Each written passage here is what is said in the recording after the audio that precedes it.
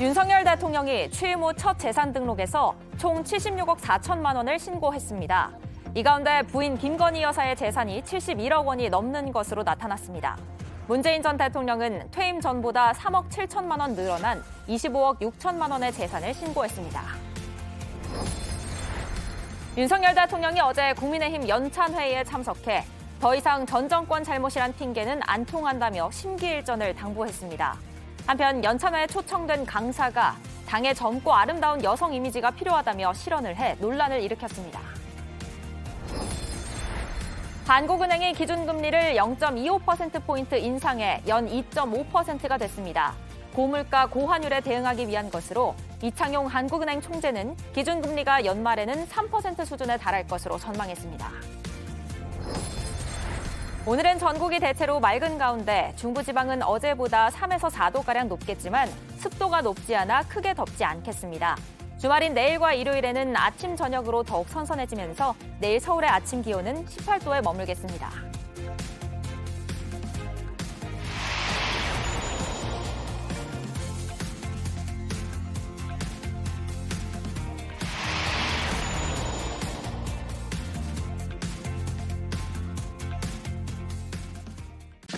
시청자 여러분 안녕하세요. 설레는 하루를 만드는 습관 아침엔입니다. 어느덧 8월의 마지막 금요일입니다. 시간은 계속 흘러가는데 쉽게 해결되지 않고 있는 문제들이 적지 않죠. 오늘도 정치와 경제 소식 비롯해서 다양한 소식들이 준비되어 있습니다. 어떤 소식들이 있을까요? 먼저 신진 기자, 해외 소식들 어떤 소식들 준비되어 있는지 소개해 주시죠. 네, 조 바이든 미국 대통령이 학자금 대출 탕감 정책을 발표를 하자 미국 사회가 들끓고 있습니다. 역대급 규모로 돈을 푸는 건데 오는 11월 중간선거를 앞둔 선심성 정책이라는 비판도 나옵니다. 또다시 방북 의사를 밝힌 프란치스코 교황의 소식도 조금 뒤 전해드리겠습니다. 네, 아침엔 월드에서 좀 더 자세하게 살펴보겠습니다. 그리고 이도성 기자, 오늘 유쾌한 스포츠 소식도 준비가 돼 있네요. 네, 1대0의 아슬아슬한 리드, 프로야구 기아는 호수비 열전으로 지켜냈습니다. 시즌 막바지로 갈수록 팬들의 눈을 커지게 하는 장면들이 연이어 나오고 있는데요. 오늘은 스포츠 소식 준비했습니다. 잠시 후 돌아오겠습니다. 네, 그리고 오늘 금요일 아침엔 라이프 개봉 영화 소식도 함께 전해드립니다. 8월 26일 금요일 아침엔 시작합니다.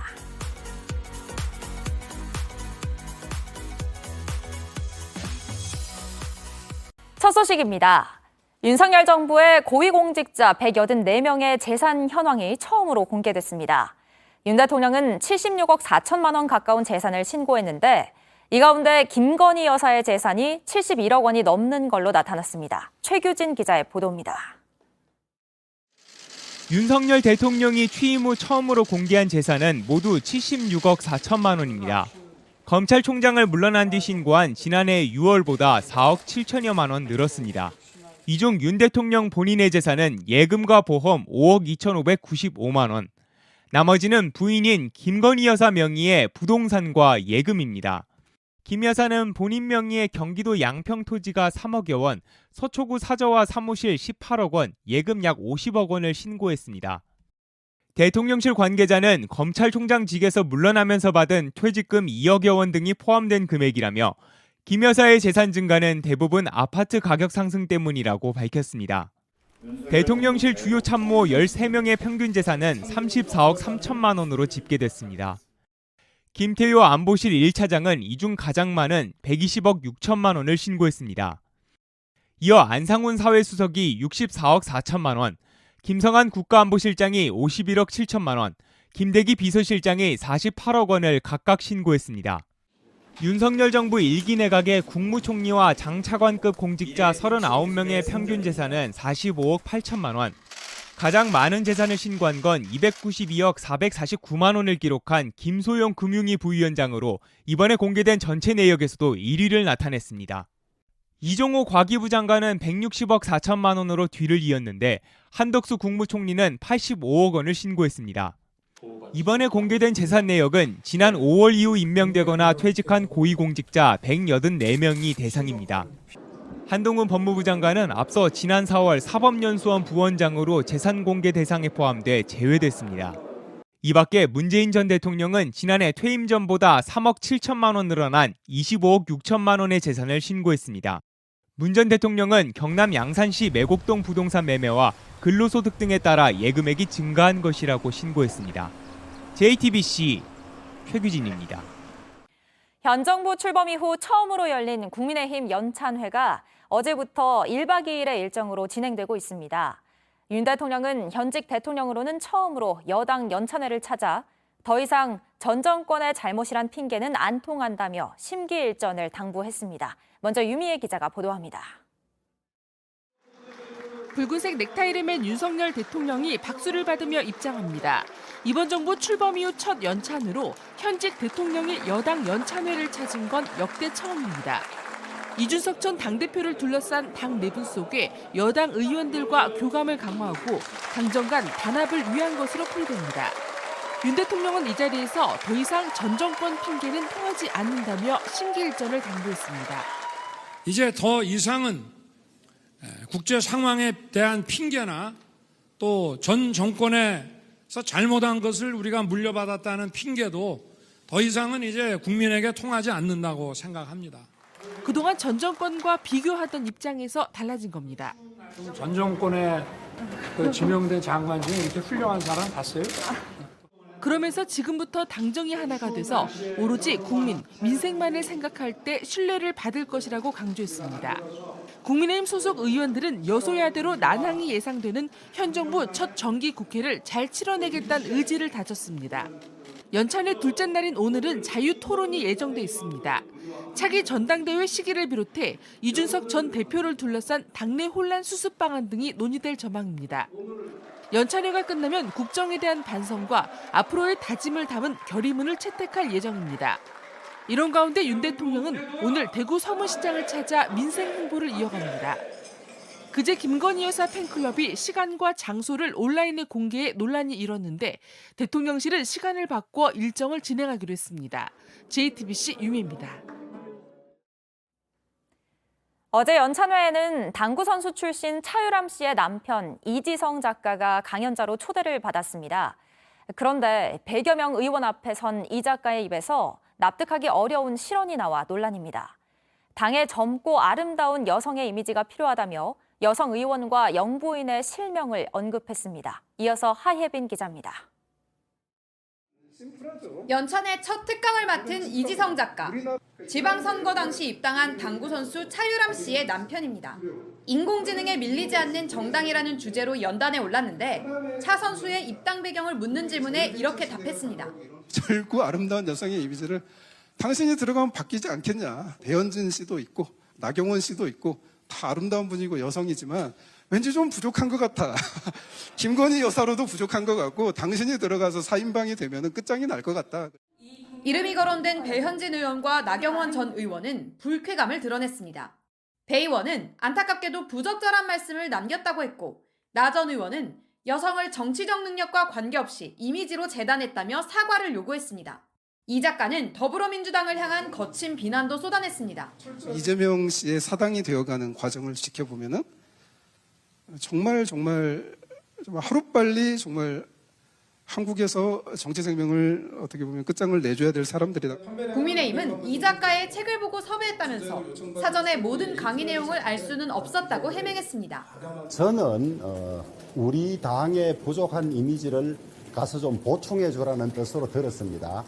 그런데 앞뒤를 자세히 보니까 또 오해할 만하고 또 적절하지 부분도 없지 않은 것 같아서 유감으로 생각합니다. 비판 여론이 거센 가운데 이후에 이 작가가 올린 입장도 다시 논란이 됐습니다. 자신의 페이스북에 자신은 작가라는 점을 강조하며 내 말이 항상 옳지는 않겠지만 마음껏 말하며 살겠다고 한 겁니다. 배 의원과 나 전 의원에게는 부적절하게 들리셨다면 사과한다면서도 발언 하나를 가지고 반응하는 모습이 실망스럽다고 했습니다. JTBC 하혜비입니다.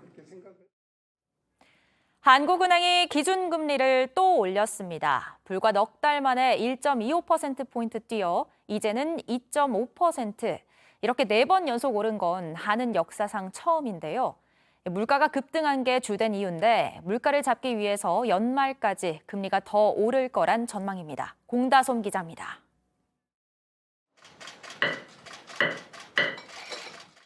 기준금리가 4차례 연속 오른 건 사상 처음입니다. 올해 4월과 5월 베이비 스텝에 이어 7월엔 사상 첫 빅스텝을 밟더니 이번에 또 0.25%포인트 올린 겁니다. 멈출 줄 모르고 폭등하는 물가를 잡기 위해선 금리를 올려 시중에 풀린 돈을 걷어들여야 한다는 게 가장 큰 이유입니다. 한국은행은 올해 물가 상승률을 기존 전망치보다 0.7%포인트나 높은 5.2%로 수정했습니다. 24년 만에 가장 높은 수준입니다. 물가는 5에서 6%대의 높은 상승 압력이 지속될 것으로 전망되므로 인플레이션 기대 심리 확산 억제와 고물가 고착 방지를 위해서는 지속적인 금리 인상이 필요하다고. 2년 반 만에 미국의 기준금리가 한국을 넘어서면서 금리 역전 현상이 발생한 것도 금리 인상의 이유입니다. 마찬가지로 인플레이션에 시달리는 미국도 물가를 잡겠다며 금리를 올리다 보니 기축통화인 달러 가치가 계속 오르면서 금리가 역전된 겁니다. 이 경우 우리나라에 투자한 돈이 미국으로 빠져나가게 되고 원달러 환율이 오르면서 수출입 무역 의존도가 높은 우리나라에 악재로 작용합니다. 지난해 8월 사상 최저였던 기준금리가 단 1년 만에 2%포인트 오르면서 대출이자 부담도 커졌습니다. 대출금리가 기준금리 인상폭만큼만 올라도 가계대출 이자 부담은 27조 원 이상 불어날 걸로 추정됩니다. 한국은행의 기준금리 결정은 올해 2차례 더 남았는데 연말에 최대 3%가 될 수 있다는 전망이 우세합니다. 0.25%포인트씩 2번 정도 연달아 인상할 가능성이 높은데 경기 침체 우려가 되고 있기 때문에 그런 내수라든가 수출 지표가 좀 생각보다 안 좋게 나온다 그러면 2번 중에 1번은 동결할 가능성도 있다고. 한국은행은 올해 경제 성장률도 기존보다 0.1%포인트 낮춘 2.6%로 내다봤습니다. JTBC 공다소입니다. 글로벌 달러 강세로 원달러 환율도 불안정한 모습을 이어가고 있습니다. 이틀 연속 하락세를 보였지만 여전히 1,330원을 넘어서며 강세를 보이고 있는데요. 고환율에 교민들 사이에선 희비가 엇갈립니다. 로스앤젤레스에서 홍희정 특파원입니다. 미국에서 6년째 유학 중인 강건 씨는 최근 생활비 부담이 커졌습니다. 환율이 너무 올라 사용할 수 있는 용돈이 줄어들었기 때문입니다. 장 볼 때 확실히 더 아껴 쓰고 그리고 외식은 최소한으로 하고 학비 부담도 커졌습니다. 이제 환율이 올라가고 부모님이 부담을 되게 많이 가지시게 되셔가지고 예전에 일하던 시간보다 한 2~3배 정도 더 많이 일하고 있어요. 여행이나 출장으로 미국을 방문한 경우도 상황은 마찬가지. 준비한 돈이 있었는데 근데 막상 바꾸고 보니까 달러가 너무 부족해서 제가 좀 많이 놀랬고 물건을 계산할 때마다 부담은 커지기만 합니다. 편의점에서 물건을 사는데도 계속 계산을 하면서 사게 되는데 소비하는데 체감을 지금 엄청나게 하고 있습니다. 오자마자. 반면 달러 강세가 반가운 업계도 있습니다. 한국 방문을 계획하는 미국 교민들의 문의가 최근 부쩍 늘어났습니다. 그 많은 사람들이 이때다 하고 많은 분들이 예약을 하고 있습니다. 관광 요금도 내렸고요. 가서 기념품을 산데도 훨씬 많은 거의 반값에 살 수 있는 그 품목들이 많이 있습니다. 한국 물건을 대신 구입해 미국 손님에게 파는 직구 대행 업체도 호황입니다. 예를 들어 100불이다. 그러면 11만 원어치 이렇게 사실 수 있었는데 지금 똑같은 100불로 13만 원이 넘는 금액을 살 수 있기 때문에 경제 전문가들은 원달러 환율이 오름세를 지속해 1,400원까지 돌파하는 것은 시간 문제라고 밝혔습니다. 로스앤젤레스에서 JTBC 홍희정입니다. 조 바이든 미국 대통령이 역대 최대 규모의 학자금 대출 탕감 정책을 발표하면서 논란이 일고 있습니다. 아침엔 월드에서 자세하게 짚어보겠습니다. 자, 신진 기자, 먼저 이 정책이 어떤 내용인지 설명 좀 해주시죠. 네, 바이든 대통령이 백악관에서 연설을 했는데요. 이 소득 수준이 연 12만 5천 달러 미만인 미국인들을 대상으로 학자금 대출 중 1만 달러를 탕감해주겠다고 했습니다. 한국 돈으로 따지면 소득이 1억 7천만 원 이하이면 약 1,300만 원씩 면제해준다는 겁니다.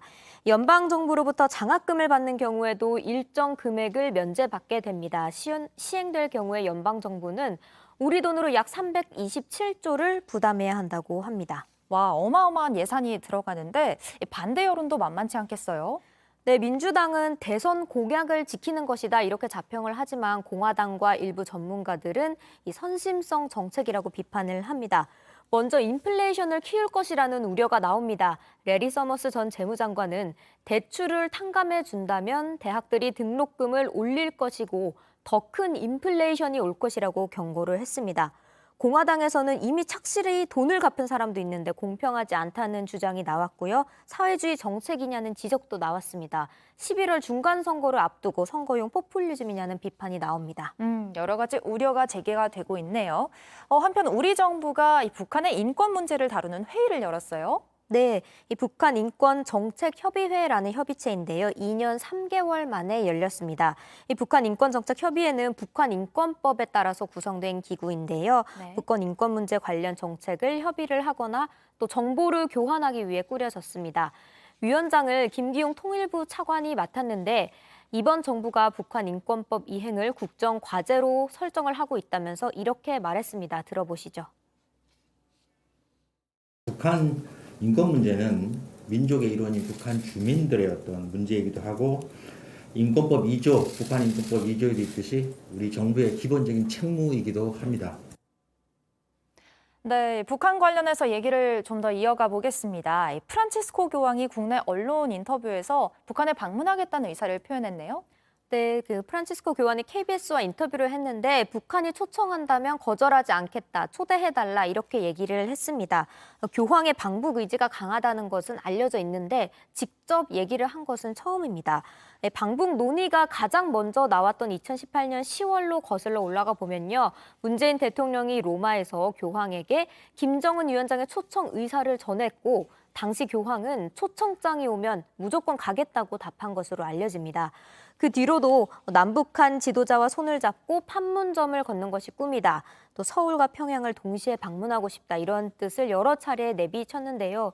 실제로 교황청 내부에서는 방북을 가정을 하고 준비회의를 할 만큼 적극적이었다고 합니다. 하지만 2019년 2월 하노이에서 열린 북미 정상회담이 결렬이 되면서 남북미 관계가 얼어붙었고 방북 논의가 진척되지 못했습니다.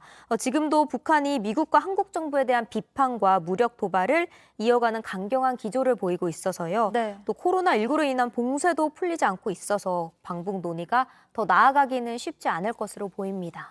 네, 그렇군요. 마지막으로 지구촌 곳곳에서 일어났던 사건, 사고 소식들 전해주시죠. 네, 현지 시간 26일 미국 하와이에서 구급차가 폭발하는 사고가 발생을 했습니다. 차에 타고 있던 91살 환자가 사망했고요. 환자를 돕던 구급대원이 크게 다쳤습니다. 경찰은 아직 폭발 원인을 찾지 못했다고 밝혔습니다. 또 중국 장시성에서는 가뭄 때문에 농작물이 말라붙고 또 화재가 모두 타버리면서 가을 수확철을 앞두고 피해가 크다고 합니다. 최근 중국 일부 지역에서는 70일 이상 가뭄이 이어지고 있는데요. 네. 중국 농작물의 3분의 1을 공급하는 양쯔강 유역의 농민들이 특히 어려움에 처했다고 합니다. 네, 안타까운 사건, 사고 소식들까지 잘 들었습니다. 지금까지 신진 기자였습니다. 다음 소식입니다. 러시아가 점령 중인 우크라이나의 자포리자 원자력 발전소의 전력 일부가 차단되는 일이 발생했습니다. 우크라이나는 러시아가 원전의 전력을 자국으로 돌리려 한다며 경고했고 국제사회도 러시아를 향해 국제원자력기구 사찰을 수용하라고 촉구했습니다. 하지만 러시아는 이번 사태가 우크라이나의 포격에 의한 거라고 주장하며 책임을 돌렸습니다. 이재승 기자입니다. 자포리자 원전은 러시아가 장악한 우크라이나 동남부 자포리자주 에네르호다르에 있습니다. 유럽 내 최대 원자력 발전소로 우크라이나 전체 전력 공급의 5분의 1을 담당합니다. 그런데 6개 원자로 중 2기가 기존 전력망에서 차단되는 상황이 발생했습니다. 인근 지역에선 대규모 정전이 발생하고 전기와 수도 공급이 끊겼습니다. 우크라이나는 러시아가 기존 전력망을 끊고 이를 러시아 쪽으로 연결하려는 것으로 보고 있습니다. 이 과정에서 원자로의 온도 제어가 힘들어져 엄청난 재앙을 초래할 수 있다고 경고해 왔습니다. 국제사회는 러시아를 향해 제2의 체르노빌 사태를 촉발할 수 있다며 국제원자력기구 사찰을 수용하라고 촉구했습니다. We need to go, and we are going to be there hopefully very, very soon. Is very soon days or weeks? Days. 조 바이든 미국 대통령도 젤렌스키 우크라이나 대통령과 전화 통화를 하면서 자포리자 원전의 통제권을 우크라이나에 돌려주고 사찰단의 접근을 허용할 것을 러시아에 촉구했습니다. 반면 러시아는 우크라이나가 최근 자포리자 원전 주변의 포격을 계속 가하면서 위기를 고조시키고 있다며 책임을 돌렸습니다. 한편 러시아는 현재 101만 명인 군 병력을 내년부터 115만 명으로 늘리기로 했습니다. 우크라이나가 격렬하게 항전하면서 군 사상자가 늘고 작전의 차질을 빚자 러시아는 지난달부터 동부전선에 용병 회사를 투입하고 있는 것으로 전해졌습니다. JTBC 이재승입니다. 김건희 여사의 허위 경력 의혹을 수사해온 경찰이 사건을 검찰에 넘기지 않기로 방침을 세운 것으로 알려졌습니다. 혐의 일부는 공소시효가 지났고 또 허위 경력들이 채용에 꼭 필요한 요건이 아니라서 처벌할 수 없다고 본 겁니다. 반면 경찰은 이른바 줄리 의혹을 제기한 유튜브 채널에 대해서는 압수수색에 나섰습니다. 이가람 기자의 보도입니다. 김건희 여사가 허위 경력을 써냈다는 의혹이 제기된 대학은 모두 5곳입니다. 2001년부터 2014년 사이 각 대학의 겸임 교수나 시간 강사로 채용되면서 이력서에 수상과 근무 경력 등을 허위로 적거나 부풀렸다는 겁니다. 대선을 앞두고 의혹이 불거지자 김 여사도 직접 사과했습니다. 잘 보이려 경력을 부풀리고 잘못 적은 것도 있었습니다. 시민단체들은 수사가 필요하다며 사기와 사문서 위조, 업무방해 혐의로 김 여사를 고발했습니다. 최 대표자는 누가 보기에도 경력 사기를 당한 자격도 없는 사람이 이력을 날조하고 조작해서 교수가 되어서 강의를 했기 때문에 학생, 학부모, 교직원, 고등교육기관이 됩니다. 그런데 김 여사를 소환하는 대신 서면으로 조사한 경찰이 처벌할 수 없다고 결론을 낸 걸로 파악됐습니다. 사문서 위조와 업무방해 혐의는 공소시효 7년이 지났고 시효가 남은 사기 혐의는 범죄가 되지 않는다는 겁니다. 취재 결과 경찰은 이력서에 쓴 경력 일부가 허위인 것이 맞지만 대학들이 강사로 뽑기 위한 중요한 조건이 아니었다고 판단한 것으로 확인됐습니다. 대학들도 허위로 적은 경력이 채용에 직접 영향을 준 건 아니었다며 피해를 보지 않았다는 입장을 경찰에 낸 것으로 알려졌습니다. 하지만 고발한 시민단체들은 경찰이 불송치 결정을 하면 이의 신청을 할 계획입니다. 이런 가운데 경찰은 김 여사에 대해 이른바 줄리 의혹을 제기했던 유튜브 채널 열린공감TV에 대해서는 사무실과 전 대표의 집을 압수수색했습니다. JTBC 이가람입니다. 이재명 의원 방탄 논란을 부른 민주당의 당원 개정안. 그제 공식적으로 부결됐던 이 개정안이 하루 만에 당무위원회에서 의결됐습니다. 지도부가 한 번 부결되면 다시 제출하지 못하는 일사부재의 원칙에 따라 일부를 뺀 수정안을 다시 추진한 건데요. 꼼수 개정이란 비판이 나옵니다. 이희정 기자입니다. 민주당 지도부는 기소 시 당직 정지와 관련한 당원 80조 개정안을 상정하기로 의결했습니다. 중앙위원회에서 찬성표 부족으로 부결된 지 하루 만에 다시 개정을 추진하기로 한 겁니다. 해당 개정안은 검찰 기소로 직무가 정지된 당직자를 당대표가 관할하는 당무위가 구제할 수 있도록 했습니다. 이재명 의원이 당대표가 될 경우를 대비한 조치 아니냐는 논란이 일었습니다. 현재 이 의원은 변호사비 대납 등 여러 수사를 받고 있습니다. 한 번 부결된 안건을 하루 만에 다시 밀어붙이자 일사부재의 원칙에 어긋난다는 지적도 나왔습니다. 이에 지도부는 논란이 됐던 권리당원 전원투표 내용을 삭제한 수정안을 냈습니다. 대신 기소 시 당직 정지 여부를 당무위 판단으로 돌리는 80조 개정안은 그대로 뒀습니다. 사실상 이재명 방탄 효과를 살린 셈입니다. 비명계 의원들은 꼼수 개정이라고 비판했습니다. 부결된 전체 안건에서 수정에서만 올라오게 되는 어떤 정치적인 이런 것들이 좀 자의적이지 않냐 이런. 당무위원들이 아니 우리는 알지도 못하는데 우리가 의결할 건데 왜 비대위에서 이 월권을 하냐. 지도부는 수정을 거치면서 논란이 해소됐다는 입장입니다. 논란이 있었던 조항을 제외한 11개 조항들은 충분히 수기되고 논의되었던 부분이라 다시 의결된 수정안은 오늘 중앙위원회 표결을 거쳐야 합니다. 하지만 중앙위 소집을 놓고서도 당규 위반이란 지적이 나왔습니다. 당규상 중앙위는 소집 5일 전에 공지해야 하지만 이틀 만에 다시 소집됐습니다. 민주당은 일요일 전당대회 전에 당원 개정을 마무리할 계획이지만 당규 위반 여부 등을 놓고 비명계가 반발하면서 진통이 예상됩니다. JTBC 이희정입니다.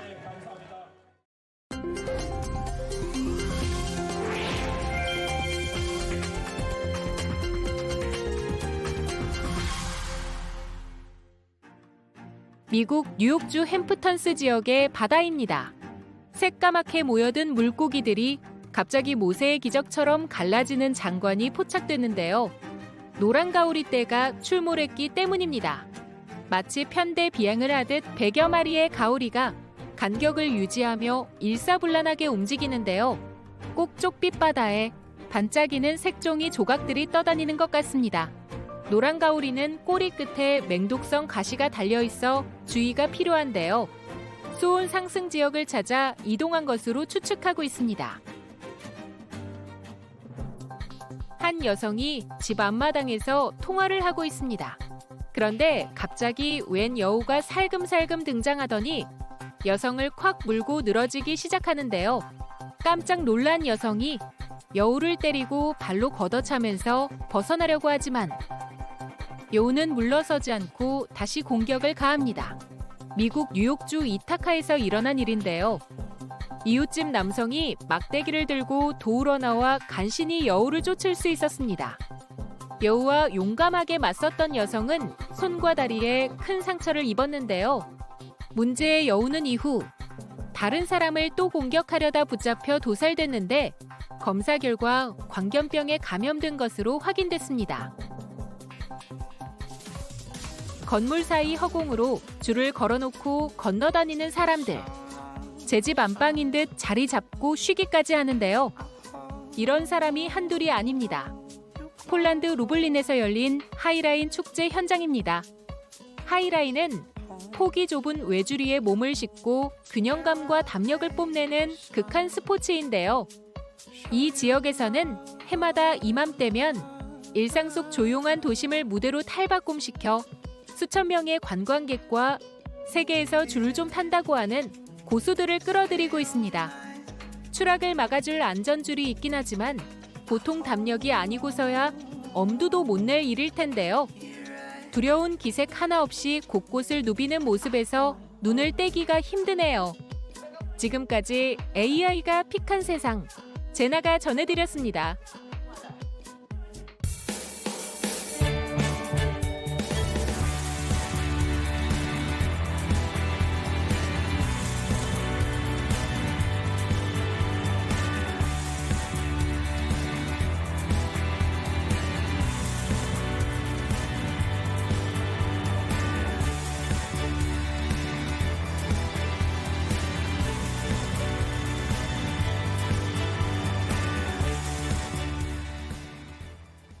주말을 앞둔 금요일 아침 앤 라이프 중앙일보 나원정 기자와 함께 이번 주 개봉 영화 만나보겠습니다. 안녕하세요. 네, 안녕하세요. 네, 지난주에 할리우드 스타 브래드 피트가 우리나라에 방문을 해서 화제가 됐었는데 새 영화가 개봉을 했죠? 네, 지난주에 이 할리우드에서 브래드 피트가 8년 만에 왔고 이게 4번째 내한이었어요. 한국 관객들 오랜만에 만났는데요. 바로 액션 영화 블릿 트레인을 갖고 이 동료 배우 에런 테일러 존슨과 함께 한국을 찾았습니다.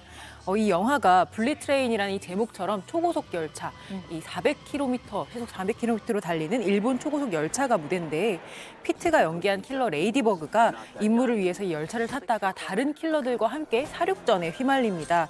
존윅 그리고 데드풀 2 같은 이 할리우드에서 위트를 버무린 B급 장인 액션 장인으로 통하는 데이빗 레이치 감독이 연출을 맡았는데요. 피트 스스로도 7명의 소시오패스가 기차에서 만나는 영화다라고 말할 만큼 아주 잔혹한 액션이 많아서 청소년 관람 불가 등급을 받았습니다.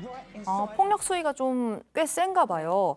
그런데 이 브래드 피트가 맡은 킬러의 이름이 레이디버그라고 했잖아요. 좀 귀엽기도 하고 무당벌레라는 뜻 아닌가요? 네, 맞아요. 이 무당벌레가 행운의 상징이기도 하다고 해요. 그런데 아이러니하게 이 극중에 있는 브래드 피트는 아주 운 나쁘기로 유명한 킬러 역할을 맡았어요. 뭘 잘 해보려고 해도 항상 일이 꼬이는 그런 좀 짠한 캐릭터인데요. 이번 임무를 맡을 때도 이 권총을 놓고 왔어요. 사람을 해치지 않으려고. 그러다 보니까 싸우긴 해야 돼서 생수병, 노트북, 세제 이런 일상적인 도구들이 정말 살상 무기로 돌변을 하게 됩니다. 또 이 와중에 기차의 정숙한에서는 최대한 조용하게 싸우려고 노력하는 예의 바른 모습까지 보이는데요. 브래드 피트가 오랜만에 코믹한 연기로 웃음 사냥에 나섭니다. 킬러인데 좀 어설픈 킬러. 네, 그런데 기차 안에서 벌어지는 액션이 좀 좀비 영화는 아니지만 얼핏 우리나라의 영화 부산행도 좀 떠오르게 하는 것 맞아요. 같아요. 네, 이 킬러 역할 보면은 부산행 마동석 씨 떠오르는데요. 실제로도 브래드 피트와 감독이 KTX 좀비 액션이죠. 이 부산행을 인상 깊게 봤다고 합니다. 감독이 원래는 스턴트 대역을 하던 그런 스턴트 배우 네. 출신이에요. 실제 피트와도 파이트 클럽이란 영화, 또 미스터 앤 미세스 스미스란 영화에서 당시에 이렇게 스턴트 대역으로 피트와 인연을 맺었었는데요. 그래서 서로 어떤 액션 잘하는지 워낙 잘 알아서 거의 장인 정신으로 만든 액션씬이라는 걸 보면서 느끼실 것 같고요. 사실 좀 인간성이랑은 거리가 먼 킬러들이 잔혹한 난투극을 벌이다 보니까 보시기 힘들어하시는 분들도 계실 것 같아요. 하지만 액션 자체를 즐기시는 분들이라면 오랜만에 브래드 피트의 시원시원한 액션 즐기실 만한 영화입니다. 와, 또 감독이 직접 액션을 경험했던 사람이라서 또 더 기대가 되는 영화입니다. 또 이번 주에 오랜만에 한국의 코미디 영화도 있네요. 네, 올여름에 좀 묵직한 대작들이 많았잖아요. 이어서 코미디 영화들이 오는데요. 첫 타자가 바로 이 영화 645입니다. 극중 상황이 아주 기가 막힙니다. 이 남한병사의 1등 당첨 로또가 바람에 실려서 북한으로 날아가 버린 겁니다.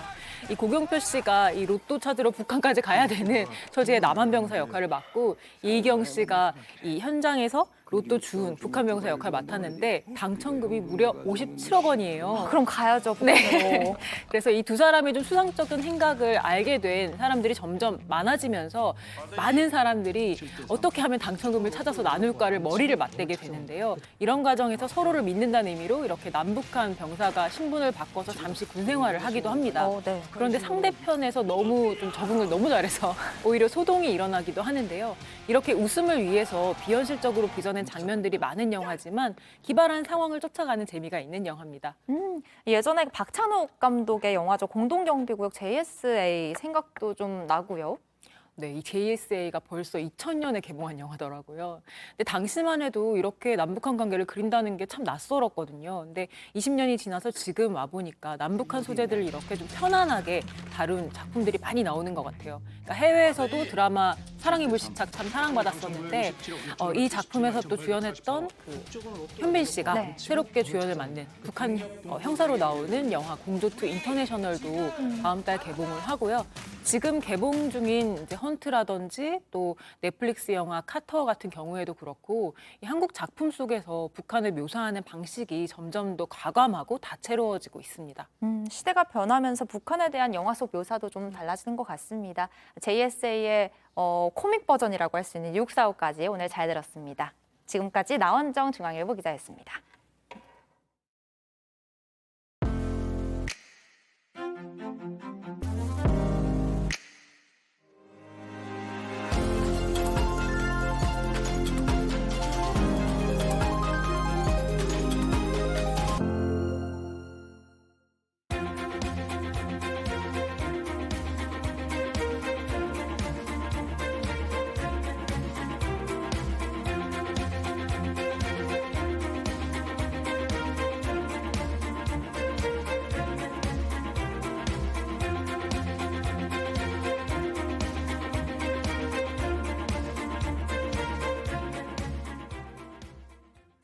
일본 해상자위대가 오는 11월 창설 70주년을 맞아 대규모 국제 행사를 엽니다. 일본 총리 앞에서 각 나라 군함들이 사열을 받는 건데요. 해상자위대는 일본 제국주의 상징인 우길기 깃발을 사용하기 때문에 우리 군의 참석 여부가 늘 논란이었는데 2016년 박근혜 정부 이후 7년 만에 다시 참여하는 쪽으로 가닥이 잡혔습니다. 우리 군은 가장 최신 함정인 이지스함을 파견할 걸로 보입니다. 김민관 기자가 취재했습니다. 일본 해상자위대는 오는 11월 사가미만에서 창설 70주년을 기념하는 국제 관함식을 개최합니다. 관함식은 일본 총리 앞에서 각군 군함이 사열을 받는 행사입니다. 복수의 정부 관계자는 참가에 무게를 두고 이지스함 한 척을 파견하는 방안 등을 유력하게 검토 중이라고 설명했습니다. 군 주변에선 일본이 민감해하는 독도함이나 이순신함 등은 배제할 거란 얘기가 나옵니다. 이지스함은 탄도미사일을 탐지할 수 있는 레이더를 장착한 최신 함정입니다. 우리 해군은 총 3척을 보유하고 있습니다. 해군은 관함식에 이어 열리는 인도주의적 수색 구조 훈련에도 초청을 받았습니다. 이를 위해 해난 구조전대 등 승조원 250여 명을 파견하는 방안도 함께 논의 중인 것으로 전해졌습니다. 우리 군이 이번에 참여하면 2015년 박근혜 정부 이후로 7년 만입니다. 한일 관계를 개선하려는 윤석열 대통령의 의지가 반영된 것으로 풀이됩니다. 하지만 일본 자위대의 관함식 참석이 적절한지를 놓고 논란이 일 것으로 보입니다. 해상 자위대는 일제 침략의 상징인 우길기를 공식 깃발로 사용하기 때문입니다. 게다가 일본은 우리나라의 일부 품목에 대한 수출 규제를 유지하고 있습니다. 일제 강제징용 배상 판결도 여전히 논란입니다. 국방부 관계자는 일본 자위대 관함식 참가를 긍정적으로 검토 중이지만 여론이 악화되면 얼마든지 취소될 수 있다고 설명했습니다. JTBC 김민관입니다. 한국 수력 원자력이 3조 원 규모의 이집트 엘다바 원전 건설 사업을 수주했습니다. 한수원은 어제 이집트 카이로에서 러시아 국영 원전 기업 로사톰의 원전 건설 담당 자회사와 이집트 엘다바 원전에 기자재를 공급하고 터빈 건물을 시공하는 계약을 맺었다고 밝혔습니다. 대규모 원전 사업을 수주한 건 2009년 아랍에미리트 바라카 원전 이후 13년 만입니다. 금리 인상과 정부의 대규모 공급 대책 발표 등으로 매수 심리가 얼어붙으면서 아파트 가격이 10년 만에 최대 하락폭을 기록했습니다. 한국부동산원에 따르면 이번 주 전국 아파트 매매가는 지난주보다 0.14% 떨어졌습니다. 이 정도로 떨어진 건 2022년 8월 6일 0.14% 하락한 이후 처음으로 강남구와 서초구도 각각 0.04%와 0.02%의 하락폭을 보였습니다. 금요일인 오늘은 전국이 대체로 맑겠습니다. 낮 최고 기온은 26도에서 29도 분포로 중부지방은 어제보다 3, 4도 높겠지만 남부지방은 조금 낮겠습니다. 더위의 기세가 꺾이면서 주말인 내일과 일요일에는 아침, 저녁으로 더욱더 선선해지겠습니다. 내일 서울의 아침 기온은 18도로 2달여 만에 20도 아래로 떨어질 것으로 보입니다. 저희가 준비한 소식들 여기까지입니다. 날씨가 빠르게 변하는 느낌입니다. 건강관리 잘 하시고 주말 잘 보내시기 바랍니다. 함께해 주신 여러분 고맙습니다. 아침엔 JTBC.